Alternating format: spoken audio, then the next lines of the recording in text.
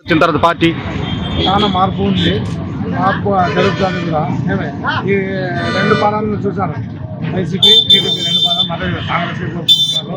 ఈ రాష్ట్ర ప్రజలు కానీ వాళ్ళు మరి కేంద్రంలో రాష్ట్రంలో మళ్ళీ కాంగ్రెస్ ప్రభుత్వం వస్తుంది. ఎట్లా వచ్చింది అనుకుంటున్నారు? రాష్ట్రంలో జగన్మోహన్ రెడ్డి గారు ఉండగా మళ్ళీ కాంగ్రెస్ క్యాడర్ అంతా వచ్చింది అనుకుంటున్నారు. డెవలప్మెంట్ అయింది, ప్రజల్లో పోండి డెవలప్మెంట్ అంటే వద్ద డెవలప్మెంట్ ఏం లేదు. మరి ఎట్లా ఓటేస్తారు?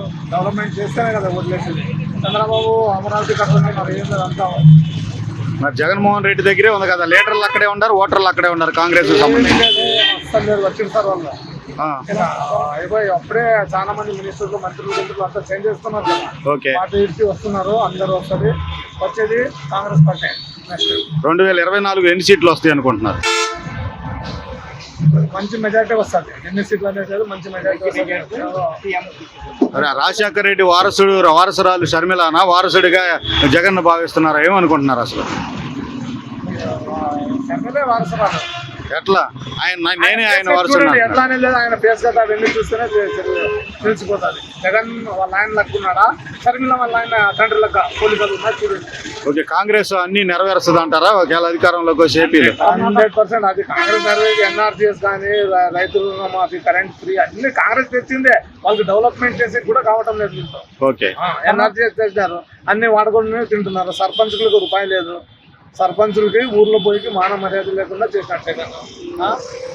ఎమ్మెల్యేలకే లేదు, సర్పంచ్ ఎమ్మెల్యేలు పంపిణీ పట్టుకుంటున్నారు. మినిస్టర్లు అపాయింట్మెంట్ ఇవ్వటం లేదు, పార్లమెంట్ సభ్యులు ఇవ్వటం లేదు. ఇదేం పాలన, సైకో పాలన. అంటే పాత లీడర్లు అందరూ వస్తారనుకుంటున్నారు మళ్ళీ కాంగ్రెస్? 100% ఖచ్చితంగా వస్తారు. మరి చూసారా, మన రాదు అని తెలంగాణ వచ్చింది, కాంగ్రెస్ కర్ణాటక వచ్చింది, ఆంధ్రలో లాజ లేకుండా వస్తుంది. ప్రజల్లో ఎలాంటి అభిప్రాయం ఉంది కాంగ్రెస్ మీద? మంచి అభిప్రాయం ఉంది. కాంగ్రెసే రావాలా, అంత ఇది కిరికిరి ఉండలో ఏమి ఉండలేదు.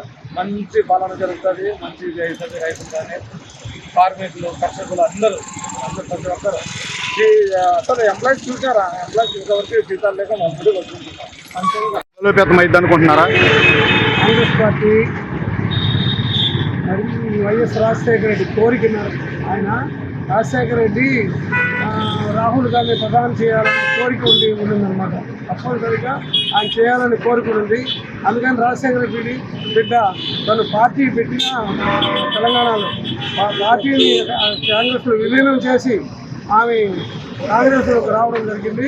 కాంగ్రెస్ కోరిక కూడా, కాంగ్రెస్ ప్రదేశ్ కోరిక కూడా రాజశేఖర రెడ్డి బిడ్డ వస్తే ఇక్కడ కాంగ్రెస్ బలోపేతం అవుతుంది, కాంగ్రెస్ విజయానికి నాంది అవుతుంది. ఆమె కూడా ఒక దృఢ నిశ్చయితం ముందుకు తన తండ్రి కోరిక నెరవేర్చాలని ఆ కాంగ్రెస్ పార్టీలో రావడం జరిగింది. కాంగ్రెస్ ఖచ్చితంగా ఇక్కడ బలోపేతం చేసి కాంగ్రెస్ గెలుపుకి పూర్తిగా చేస్తుందని ప్రజల నమ్మకం. అంటే జగన్ ఉండగా ఇంకా షర్మిల సక్సెస్ అయింది అంటారా వైఎస్ ఫ్యామిలీలో? జగన్ విసిగిపోయారు ప్రజలు. జగన్ యొక్క పరిపాలన నచ్చకుండా విసిగిపోయినారు. బీజేపీతో కూడా విసిగిపోయారు. బీజేపీ ప్రభుత్వం వల్ల ప్రజలకి చాలా దారుణమైనటువంటి రేట్లు పెరగడం, వాటి వల్ల ప్రజలు ఇబ్బంది పడడం, చాలీ జీతాలతో గడపలేక బీజేపీ కూడా ఏమి చేయలేని పరిస్థితి. బీజేపీ మతపరంగా ఆ పార్టీని బలోపేతం చేయడం. అంటే కాంగ్రెస్ ఓట్లన్నీ వైసీపీకి వచ్చినాయండి. మరి వైసీపీ ఉండగా కాంగ్రెస్ ఎట్లా సక్సెస్ అయ్యింది అనుకుంటున్నారు? కాంగ్రెస్ ఓట్లన్నీ వైసీపీకి వెళ్ళినాయి కదా. వైసీపీ కాంగ్రెస్ ఓట్లన్నీ వైసీపీ ఉన్నాయి. ఇప్పుడు ఆమె బిడ్డ రాజశేఖర బిడ్డ రావడం వల్ల పూర్తిగా అక్కడ ఉన్న వాళ్ళు కాంగ్రెస్ వాళ్ళంతా కూడా అది సపోర్ట్ చేసి అక్కడ ఉన్న వాళ్ళంతా ఇప్పుడు ఈ పార్టీలో కాంగ్రెస్ రావడానికి ఎమ్మెల్యేలు కానీ ఎంపీలు కానీ అందరూ లైన్ కట్టి వస్తున్నారు. ఈ మామూలుగా లేదు, ప్రజా ఒక ఇదిలాగా ఉంది. ప్రజాక్షేత్రం ఎలా ఉంది, ప్రజలు ఎలా ఉన్నారంటే కాంగ్రెస్ పార్టీకే పట్టం కట్టాలనే కృతజ్ఞతతో ఉన్నారు. అందులో రాజశేఖర రెడ్డి రావడం వల్ల, షర్మిలా గారు రావడం వల్ల చాలా పార్టీకి ఈరోజు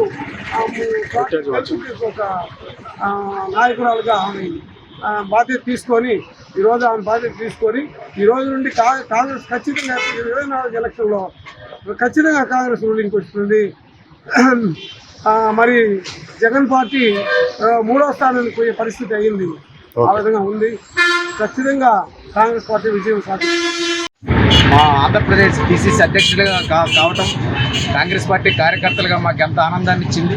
ఎందుకంటే శర్మిలమ్మ గారు ఆంధ్రప్రదేశ్లో ఉన్నాయి చాలా బాధాకరమైన సమస్యలు ఈ రోజుని. ప్రత్యేక హోదా గురించి పూర్తిగా వివరించారు మేడం గారు. తర్వాత పోలవరం ప్రాజెక్టు గురించి వివరించారు. ఆంధ్రప్రదేశ్లో రైలు రాకపోకల గురించి వివరించారు. మరి ఆంధ్రప్రదేశ్లో ఉన్నటువంటి ఆర్ఎంబి రోడ్ల గురించి వివరించారు. విలేజ్ రోడ్ల గురించి వివరించారు. ఇంకా ఆల్రెడీ మేడం గారికి ఆంధ్రప్రదేశ్ బాధలు తెలుసు.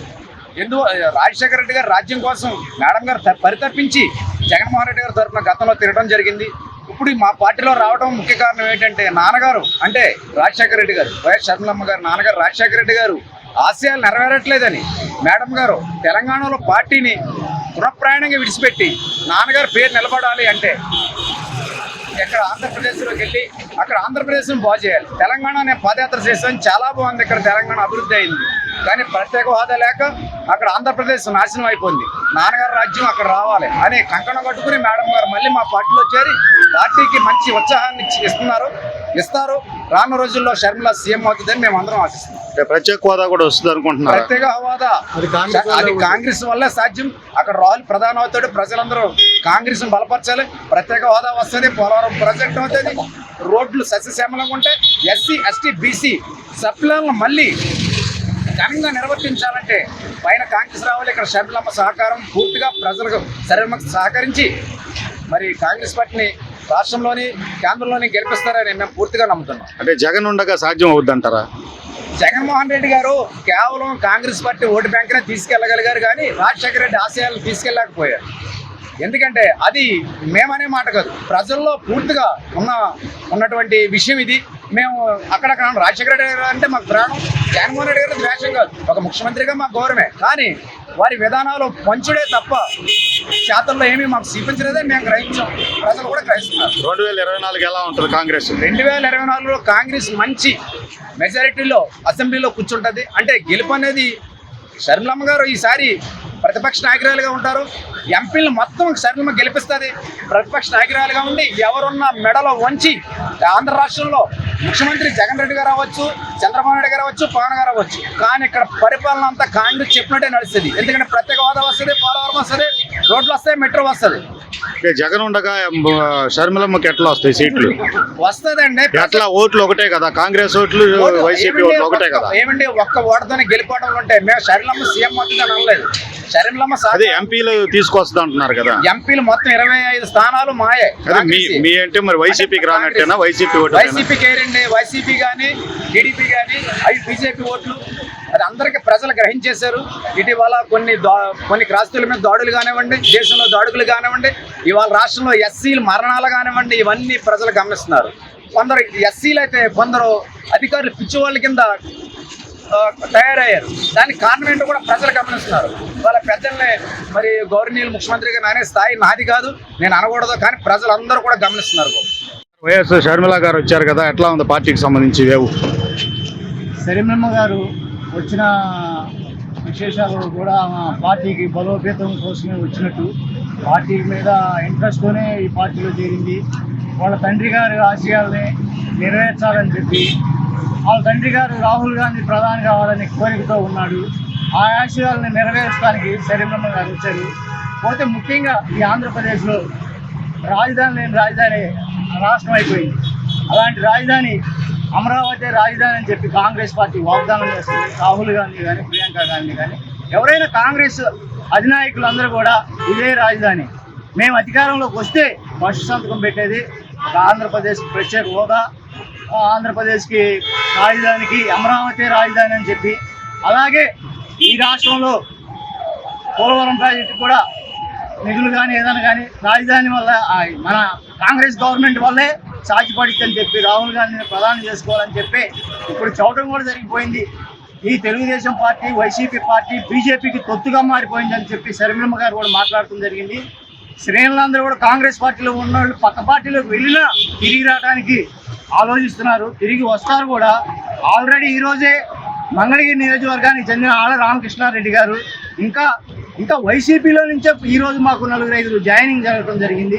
ముందు ముందు ఎంపీలు ఎమ్మెల్యేలు కూడా ఒక 10-12 రోజుల్లో ఆంధ్రప్రదేశ్లో కాంగ్రెస్ పార్టీలో చేరబోతున్నారు. కాంగ్రెస్ పార్టీ వైపుకే మొగ్గు చూపుతున్నారు ప్రజలందరూ కూడా. కాంగ్రెస్ పార్టీ త్రికోణం పోటీలోకి వచ్చింది. మేము కూడా అసెంబ్లీలోకి వెళ్ళబోతాం. లేదు ఏదన్నా త్రికోణంలో పోటీలోకి వచ్చి మా అవసరం ఏ పార్టీకైనా అవసరం వచ్చింది, మాకు మద్దతు ఇస్తే మేము వాళ్ళకి మద్దతు ఇవ్వడానికి సిద్ధంగా ఉన్నాం.